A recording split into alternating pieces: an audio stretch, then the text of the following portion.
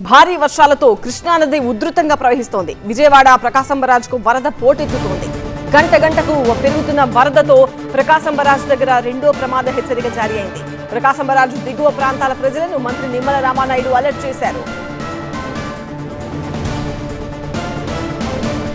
ఎగువన కురిసిన భారీ వర్షాలకు కృష్ణానదితో పాటు దాని ఉపనదులకు భారీ వరద కొనసాగుతోంది. కృష్ణానదిలో గంటకు పెరుగుతున్న వరద ప్రవాహంతో ప్రకాశం బ్యారేజీ నిండుకుండలా మారుతోంది. పోటెత్తుతున్న వరద ప్రకాశం బ్యారేజీ దగ్గర ఇన్ఫ్లో అవుట్ఫ్లో 5,82,710 క్యూసెక్లుగా నమోదైంది. పరిస్థితిని సమీక్షిస్తున్న అధికారులు రెండవ ప్రమాద హెచ్చరికను జారీ చేయడంతో పాటు నీటిని దిగువకు విడుదల చేస్తున్నారు. భారీగా వస్తున్న వరదతో ప్రకాశం బ్యారేజీకి ఇన్ఫ్లో 6 లక్షల క్యూసెక్లు దాటే అవకాశం ఉందని అధికారులు అంచనా వేస్తున్నారు.